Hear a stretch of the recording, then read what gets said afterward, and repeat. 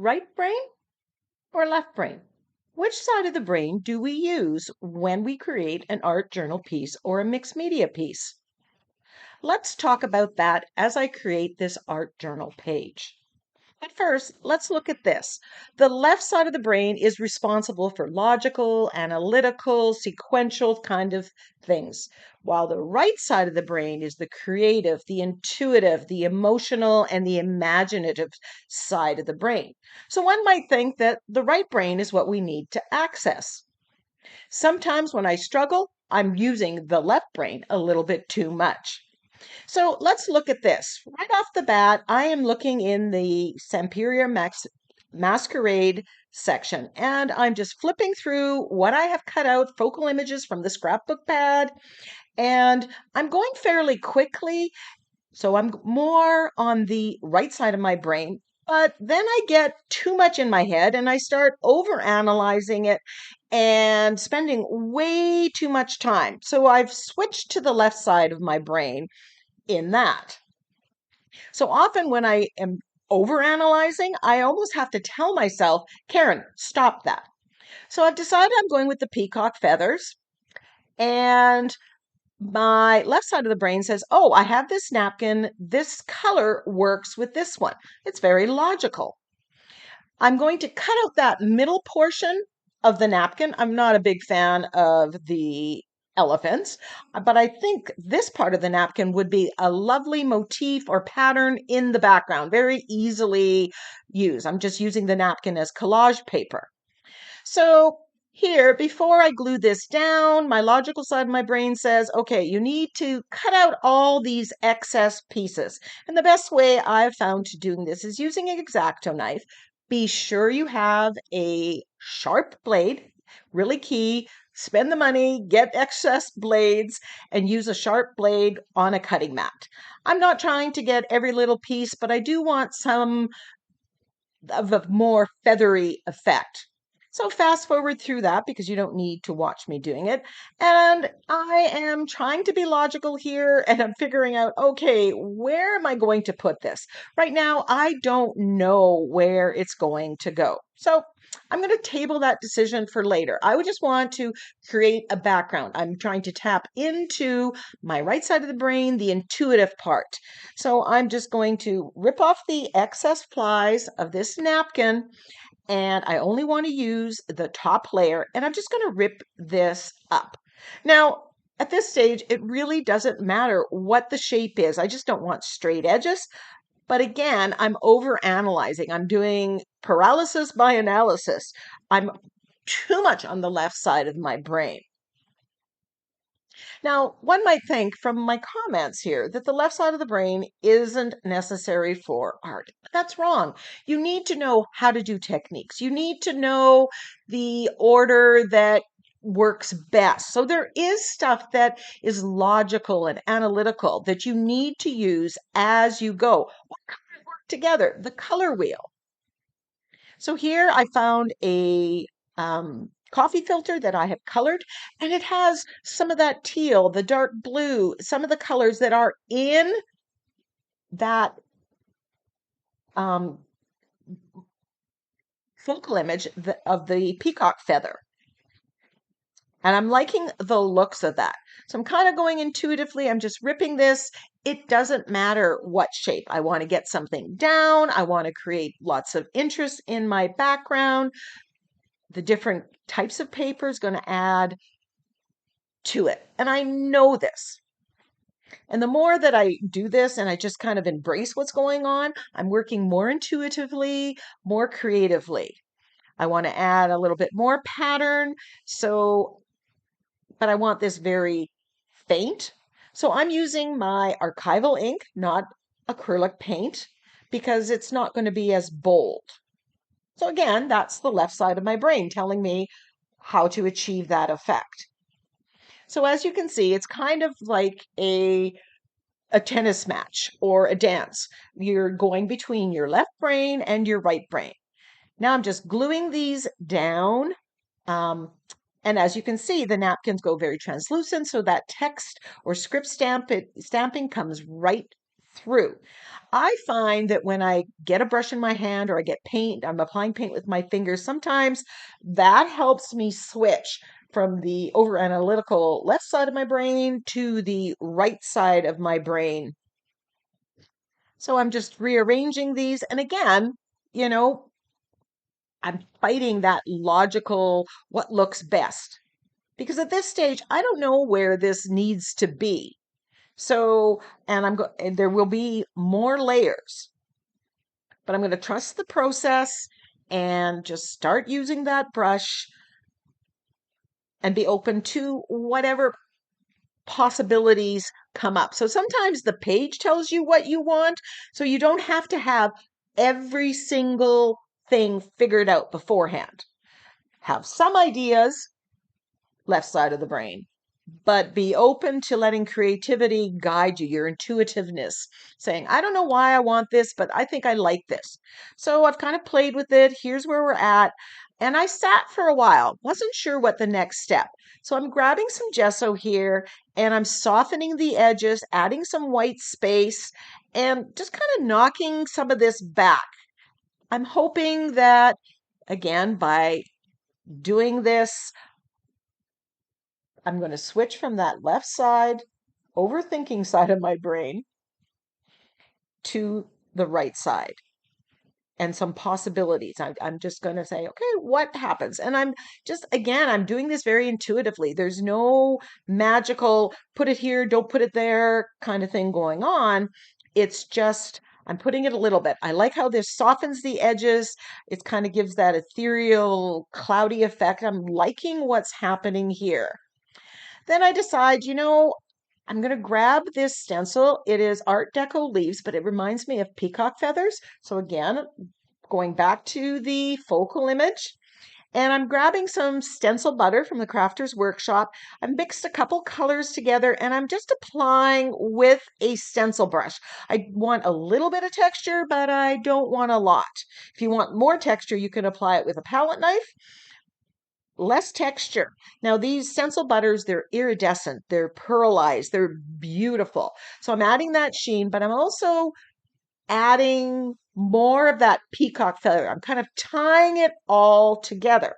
So again, that's the logical side. I want something in the background to mirror my focal image. They should play nice together.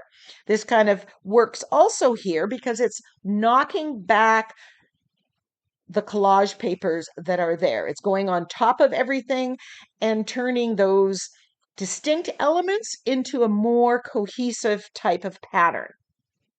So I'm putting this in a few places, adding more color, changing. I grab the turquoise, and I'm really liking how this is looking.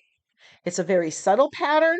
The colors aren't so bold, but it's really, really working. So I didn't know if this was going to work. So I kind of followed my intuitive side, saying, okay, maybe this. And then it works out. So I have the peacock feather focal image, and I got this Digistamp bird. And I'm thinking if I put I know it's not a peacock, but I'm going to put it together. I like the way the colors look. I like the fun, the uniqueness of it kind of peeking behind. But I'm thinking I need a little bit more in my background. So I'm coming in with the yellow. The yellow I know is across the color wheel from the green or from the blue and the teal. So it's complementary color across, so they're going to play well. Also, that yellow was in the peacock feather. So I'm bringing that up. And this, oh my goodness, it just makes this background work. It pushes back some of this stuff into there, but the contrast really kind of tied it all together. No longer do I see the collage papers, the navy collage papers, or anything. Now, the first collage paper, that napkin collage, you can see it in very few places. A lot of that has been pushed back, and that's okay. It's got the process started. But again, the page revealed what it wanted to do. So I'm just adding a little bit more here. I'm using yellow oxide paint on the stencil brush. And I try really hard not to get it too wet and kind of stamp off and work it into the stencil brush so you're almost dry brushing. So now I know where I want this. I'm grabbing my fluid matte medium and gluing it down. Again, knowing that I like fluid matte medium, I want a matte finish. That's technique. That's the analytical side. Then I decide to really play up that yellow oxide. So I'm painting the bird, basically yellow oxide. I do come in with some browns as well. And I kind of shade it. I'm not sure if I got that on video. But when I picked this image, I didn't know what color I was going to do. So that's where my creativity, my right side of my brain is just kind of taking off. Now I want to bump up the focal image here. It's a little too pastel, a little too light. It's not standing up. So I'm just painting it, the yellow oxide on there. I also beep up the turquoise on it, as well as the blue at later stages. So here I'm just adding a little bit more brown. I want it multicolored. I don't want it flat in one. And that's the analytical side saying, I know that looks better. And then the right side of my brain, the creative side, is like, okay, a little bit of this, a little bit of that. How about this? How about that? So I'm gluing this all down, and then I'm putting the peacock feather from the Stamperia scrapbook book from the Masquerade series. I haven't. Now, when I look at this, all I'm focusing on are those eyes, and I am reminded of the Cookie Monster off of Sesame Street. But I love these big eyes that are showing up. And it's just a fun page, right? You don't have to, all the pages don't have to be so serious or great art. They can just be fun. Giving this a good coat.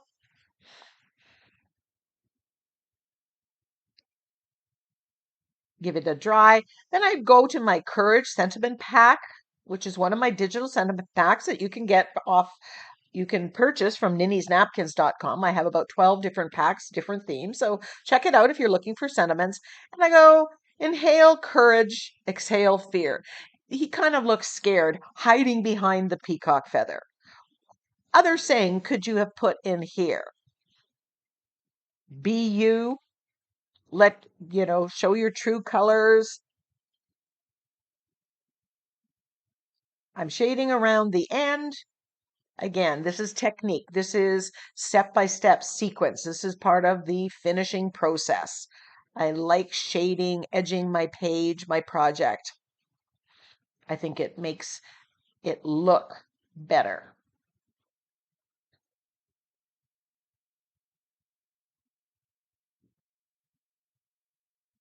A piece of ephemera to the top left hand was something that I was auditioning. I thought I could put that behind the peacock feather or behind the bird, but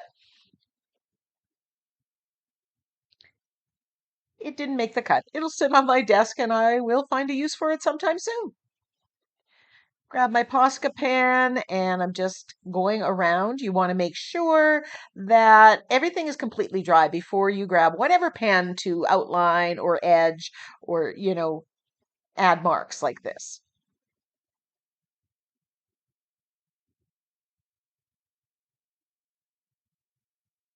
Because if you don't, that's the best way to kill a pen. And you know what? We spend our hard-earned money.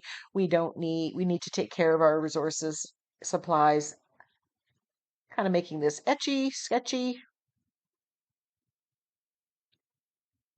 And here I'm just adding to that turquoise color here, the teal, just bumping up the colors, making them a little bit brighter. I grab the turquoise and then I grab the yellow green and I add to that. There's a little bit of yellow green in there. So I just kind of thin the paint down and just add to it. It just brightens it up.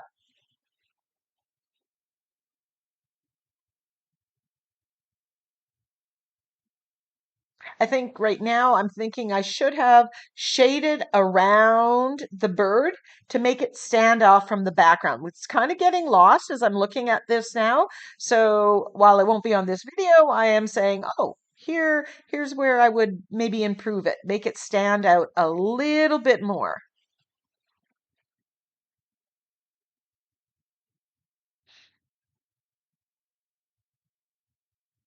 And remember, you can always go back to a page and add to it if you decide that you're not quite done. A little bit of splatter of gold because, well, who doesn't like bling? That just makes my artist heart happy. So the truth is, we need both the right side of our brain and the left side of our brain to do an art journal page. We need that logical, sequential side, all about technique and how to's, but we also have to allow that right side of our brain to take over. Follow your intuition. If it doesn't feel right, do something else, add to it. Until next time, go get creative.